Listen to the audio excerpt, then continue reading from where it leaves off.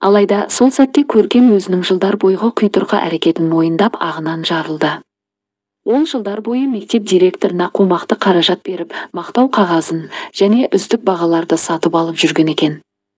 Бұны естіген Ерлан Қонысбайұлының өзегін өкініш кернеді. Амалсыз өзінің таныстарын қосып сөйлесіп баласын жергілікті мемлекеттік университеттің біріне оқуға түсірді. Сағындық шет елге оқуға түскісі келіп еді, алайда әкесі көнбей қойды. Баласы шет елге кетсе, одан сайын бұзылып кететінін анық білді. Кеште болса қазір баласын қолға алып, оның тәрбиесімен айналысуды ойлады. Жергілікті университетте 3 ай оқып, Сағындық сейфтен қомақты қаражатты алып, үйден қашып кетті. Көркем уайымнан сағысынды. Түрден түр қалмады. Баласы анасының қоңырауына жауап бермей, уайымға батырды. Ерлан Қонысбайұлы қатты қиналмады. Баласының Астанаға кеткенін таныстары арқылы біліп алды. Астана қаласынан бизнес ашып, өз бетімен аяққа тұруға кеткен ғой деген үлкен сеніммен бір жағынан ұлына риза болып жүрді. Өкінішке орай әкесінің арманы көкке ұшты. Сағындық жай ғана Астанаға барып, әкесінің ақшасын онды-солды шашып ішіп жеп жүрген екен. Ақшасы біткен кезде анасына хабарласып, ақша салып жіберуін өтінді. Анасы баласының сөзін екі етпестен сұраған қаражатын артығымен аударып жіберді. Ерлан Қонысбайұлының қарсылығына қарамастан, Көркем баласының сөзін сөйледі. Сағындық Астанада қалды. Өзін әртүрлі жерлерде сынап көрді. Сымбатты түрмен сенімді көзқарасының арқасында модель болып та көрді, әкесінің ақшасына бизнес ашып та көрді, алайда ешбір жерден жетістікке жете алмады. Ерлан Қонысбайұлы бұның осылай аяқталатынын жақсы білді. Себебі Сағындық еңбектену, қиындыққа шыдау, жеңу, сабыр, шыдамдылық, төзім, тұрақтылық деген қасиеттерден жұрдай болатын. Тіпті кейде Сағындық полиция қызметкерлерінің алдына келген кездерде болды. Есірткіге ұқсас заттармен түнгі клубта ұсталып қалып, бөлімшеден бір шыққаны бар.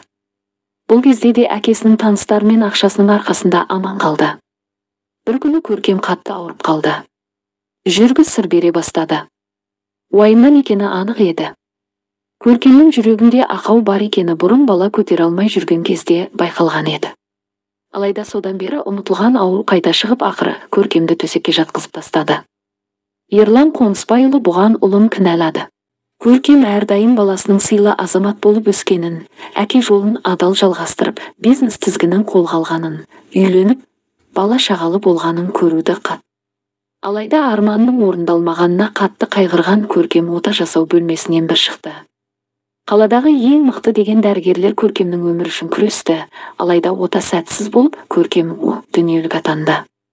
Ерлан Қонысбайұлы сол кезде денесінің жартысын жұлып алғандай сезімді бастан кешірді. Әрдайым қолдап дем беріп жүретін өмірлік жарының ендігі жоқ екенін Ерлан Қонысбайұлы еш мойындай алмай қатты қиналды.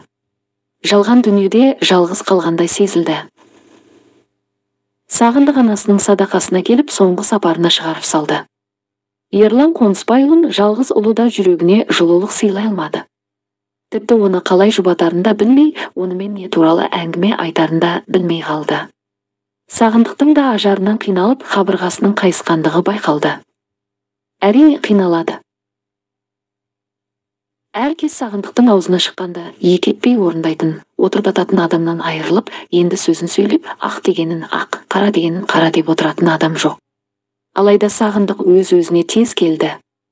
Біраз уақыт үйде болып, анасының 40 күндік садақасы өткеннен кейін қалаға, Астанаға қайтадан кетіп қалды. Өзінің қаласы Сағындық үшін бір іш пыстыратын жердей көрінетін. Ақша сұрауын Сағындық қойған емес. Тікелей әкесіне шығып, саспай ақша сұрап, алғаннан соң тіпті алғысты айтпайтын. Оның ойынша Ерлан Қонысбайұлы ақша беруге міндетті. Ерлан Қонысбайұлы Сағындыққа сұраған қаражатын толықтай беріп отырды. Сағындық үшін емес, Көркем үшін. Көркем ой дүниеде тыныш болсын, жаны жабырқамасын деп Сағындықтан қаржылай қыспады. Осылайша жылдар өтіп жатты. Сағындық Астанада тұра берді. Әке болып та үлгерді. Алайда баланың анасымен бірге тұрмады.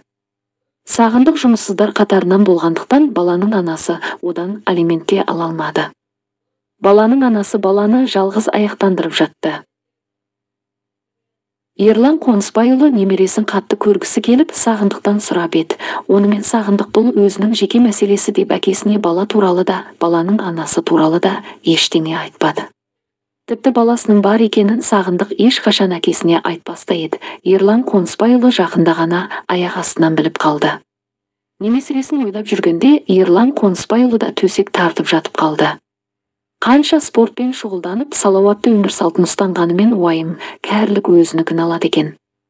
Сағындық әкесіне ара тұра келіп тұратын. Диана да оны кейде көріп қалатын, ұзын бойлы, қасы қою, соңғы үлгімен әдемі киінген жігіт. Бір сөзбен айтқанда, теледидардан, сериалдардан көретін сымбатты жігіттердің қатарынан.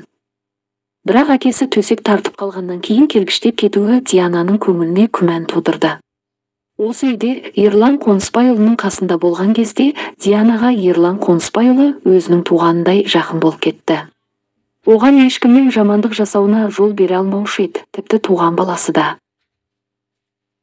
Өзіне күдігін сейілту мақсатын Диана осындай қадамға барды. Ерлан Қонысбайұлы төсек тартып жатып қалса да, өзін көңілді, ашық жарқын ұстайтын.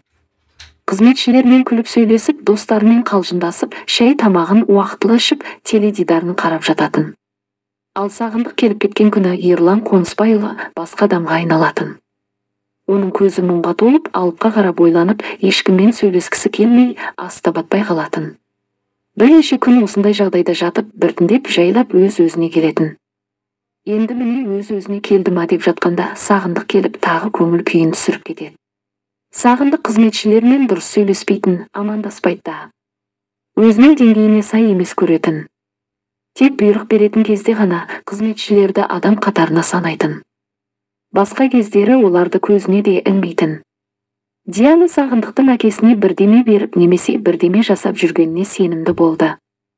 Әкесін улап жүргендей сезетін.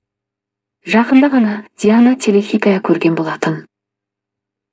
Ол жақта да жас жігіт тезірек барлық мұраға ие болып қалу үшін ағасының асына, суына қосып беретін. Диана өзінің күдіктері қиялдан туған ба, әлде шындыққа жанаса ма, соны анықтау мақсатында электрондық тауарларды сатып алатын дүкеннен бейне бақылау камерасын сатып алды.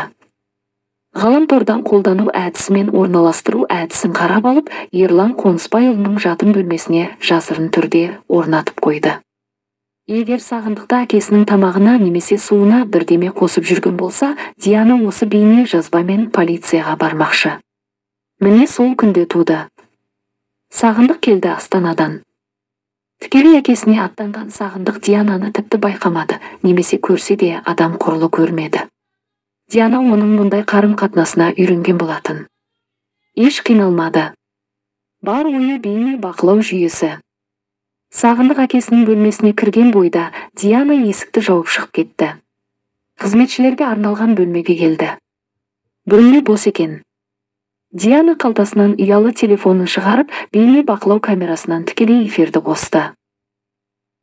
Бейне жазбаның сапасы өте жақсы еді, даусы да анық естіліп тұр. Қалайсың, әке? Түрің жақсы көрінеді. Жақсымын, балам. Біздің шаруамыз не болып жатыр? Ой, әке, бұл шығын сияқты. Еш нәтиже жоқ. Қалайша? Детективтер өз жұмысын жетік атқармай жүр ма? Тіпті детективтердің өздері бұл жұмысты бос қаражат пен уақытты құрту деп санайды. Ешқандай да сенде қыз жоқ, әке. Бұл сенің арманыңнан туған нәрсе. Ерлан Қонысбайұлы басын шайқап, қызының суретін алып беруін өтінді. Сағындық сөмкесінен бір суретті алып шығып әкесіне ұсынды. Диана ештеңе түсінер емес. Ол Ерлан Қонысбайұлында тек бір ұл ғана деп ойлап жүрді осы күнге дейін. Қыз қайдан шықты? Қызы бар ма еді? Сағындықтан басқа да бір баласы бар ма? Деген ойлар Диананың басын ауыртып жіберді. Ал Ерлан Қонысбайұлы болса суретке қарап отырып, жоқ, менің қызым бар. Мен сеземін. Сезіп тұрмын. Деп суретті сипап қояды. 6 бөлімнің соңы. Құрметті тыңдарман, келесі бөлімді жіберіп алмас үшін каналға тіркеліп, қоңырау белгісін баса кетіңіз. 7 бөлім жақын күндері шығатын болады. Біздің каналдың тыңдарманы болғаныңыз үшін алғыс білдіреміз.